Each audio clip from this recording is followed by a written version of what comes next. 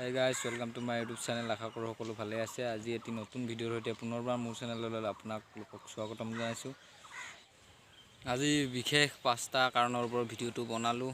এই 5টা কাৰণ যদি আপোনাৰ জীৱনত আছে, এই 5টা কাৰণ যদি আপোনাৰ লাইফত আছে, তেনেহ'লে আপোনাৰ জীৱনটোত কেতিয়াও এই কেইটা কাৰণৰ বাবে আপুনি সফল হ'ব পৰা নাই। কাৰণ কেইটা হ'ল: 1 নম্বৰ কাৰণ ভয়, 2 নম্বৰ হ'ল আপোনাৰ খং, 3 নম্বৰ কাৰণটো হ'ল আপোনাৰ ভাগৰ, 4 নম্বৰ কাৰণটো হ'ল আপোনাৰ এলাহ আৰু 5 নম্বৰ কাৰণটো হ'ল আপোনাৰ টোপনি।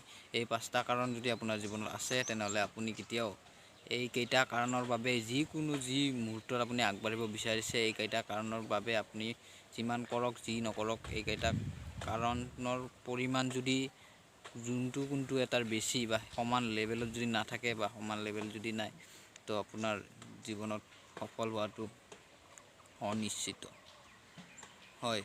সফল হ'বলৈ আপুনি কেতিয়াও নোৱাৰে এইকেইটা কাৰণ যদি আপোনাৰ জীৱনত আছে।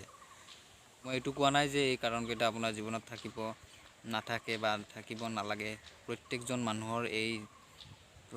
মানুহৰ লগতে এই কাৰণকেইটা থাকে আৰু প্ৰত্যেকজন মানুহে এইকেইটা কণ্ট্ৰল যিয়ে কৰিব পাৰে বা যিজন মানুহে কণ্ট্ৰল কৰিব পাৰিছে, সেইজন মানুহে আজি নিজৰ লাইফটো ওপৰত উঠাব পাৰিছে আৰু নিজকে সফল ব্যক্তি এজন হিচাপে বা সফল হিচাপে আগবঢ়াব, নিজৰ লাইফটো বা নিজৰ জীৱনটোক আগবঢ়াই নিব পাৰিছে।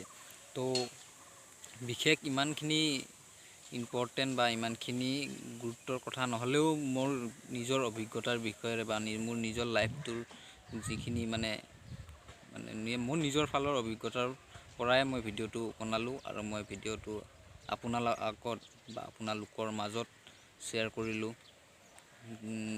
আপোনালোকে বুজক যে এইখিনি কণ্ট্ৰল কৰক, তেতিয়াহে সফল বা নিজকে এজন একদম যিকোনো কাম কৰিলে আপুনি এইকেইটা কাৰণ যদি কণ্ট্ৰল কৰিব পাৰে, আগবাঢ়িব পাৰিব। আৰু বলক তেনেহ'লে ভিডিঅ'টো আৰম্ভ কৰোঁ বা ভিডিঅ'টো চাওঁ। 1 নম্বৰ কাৰণটো আপোনাক ভয়ৰ বিষয়ে কওঁ।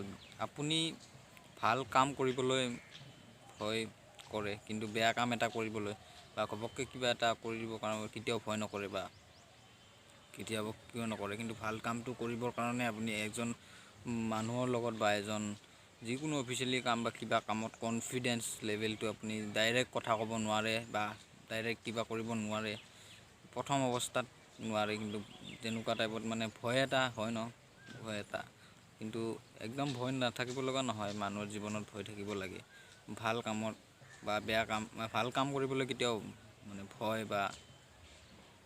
ভয় কৰি বা কিবা কয় নেকি, কিবা নকৰে নেকি, সেনেকুৱা কৰিব নালাগে। কিন্তু বেয়া কাম কৰিবলৈ ভয় থাকিব লাগে। বেয়া কাম কৰিবলৈ বা বেয়া কাম এটা কৰাৰ ভয় থকাটো জৰুৰী যে সেনেকুৱা কথা। কিন্তু এইটো কাৰণৰ কাৰণে, ভয়ৰ কাৰণে আপুনি কিছুমান জেগাত বা কিছুমান কাম কৰোঁতে এই ভয়ৰ কাৰণে আপুনি আজি আগবাঢ়িব পৰা নাই।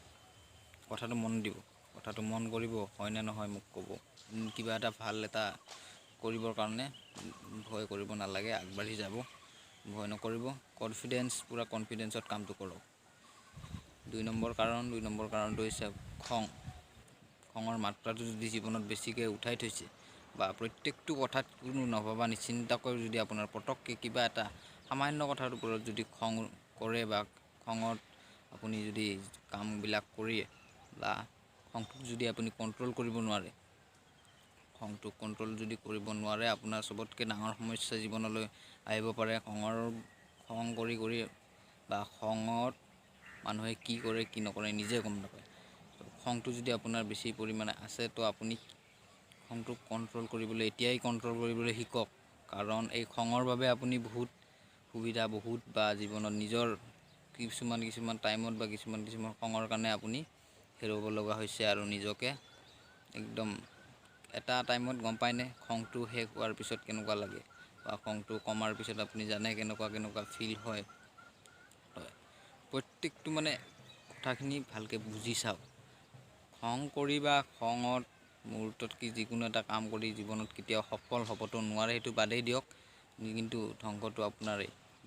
আপোনাৰ খং কৰি বা খঙৰ মুহূৰ্তত যিটো কাম কৰে, পিছত আপোনাৰ নিজৰে ক্ষতি হয়। এইটো আপুনি মন কৰে বা পিছত ভাবে, কিন্তু সেইকাৰণে খংটো কমাবলৈ চেষ্টা কৰক।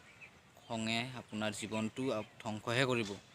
খঙত যিবোৰ ডিচিশ্যন লয় পিছত আপুনি নিজে পস্তায়, সেইটো আপুনি জানে নাই? পিছত পস্তায়নে? একদম পূৰা একদম 100% আপুনি খঙত যিটো ডিচিশ্যন লয় তাৰে পিছত আপুনি পস্তায়। তো সেইকাৰণে খংটোক কণ্ট্ৰল কৰক। ইমান খং কৰি একো লাভ নাই। যেতিয়া খং উঠে মাটিলৈ চাব, মাটিত চাব বা তললৈ এনেকৈ চাব, তেতিয়া খংটো আপোনাৰ 100%ৰ 50% খং কমি যাব।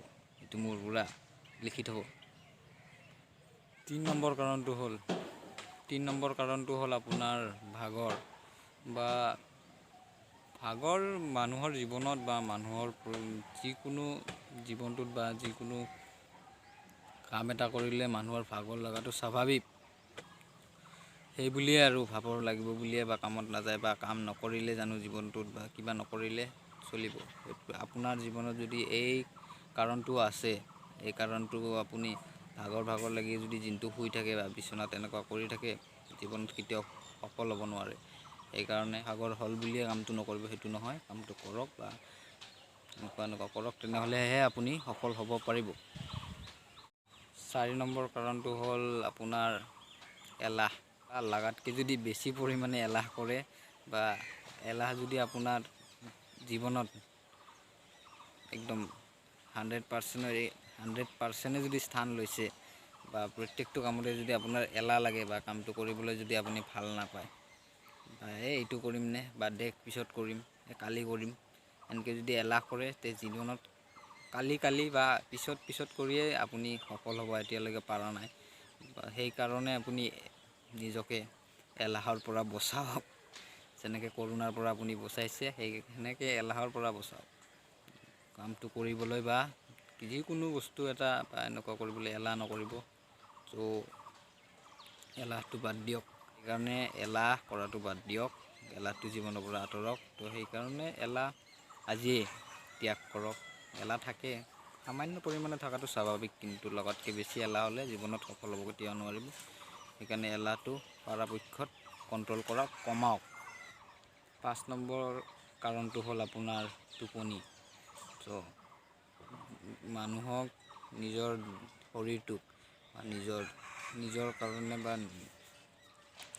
শৰীৰটোৰ কাৰণে 6 ঘণ্টা শোৱাটো স্বাভাৱিক। 6 ঘণ্টা মিনিমাম 6 ঘণ্টা শুব লাগে, কিন্তু টোপনিৰ বাবেও আপোনাৰ জীৱনত সফল হ'ব নোৱাৰে। বেছি টোপনি কৰিলে টোপনি পৰা আপোনাৰ এলাহ আহিব, কাম কৰিব মন নাযাব বা এইটো কৰিব নোৱাৰিব, এনেকুৱা বহুত মানে আহি যায়, মিক্সিং হৈ যায়। তো সেইকাৰণে আজিয়ে পাৰিলে যিকেইটা কাৰণ, এই 5টা কাৰণ কণ্ট্ৰল কৰিবলৈ শিকক। 5টা কাৰণ লাহে আপুনি নিজৰ হাতৰ মুঠিত আনক।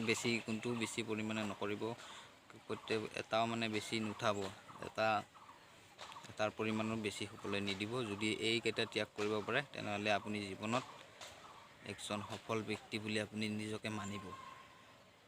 তো ভিডিঅ'টো আৰু বেছি লম্বা নকৰোঁ। যদি কথাখিনি আপুনি মন কৰিব বা কথাখিনি গুৰুত্ব দিবলৈ বুলি মোৰ আশা থাকিল। মোৰ নিজৰ অভিজ্ঞতাৰ ফালৰ পৰা ভিডিঅ'টো বনালোঁ। যদি ভিডিঅ'টো ভাল পালে মোৰ চেনেলটো ছাবস্ক্ৰাইব কৰিব, লাইক কৰিব আৰু কমেণ্ট কৰিবলৈ নিশ্চয় নাপাহৰিব। তো আজিলৈ টাটা, বাই বাই, জয় আই অসম।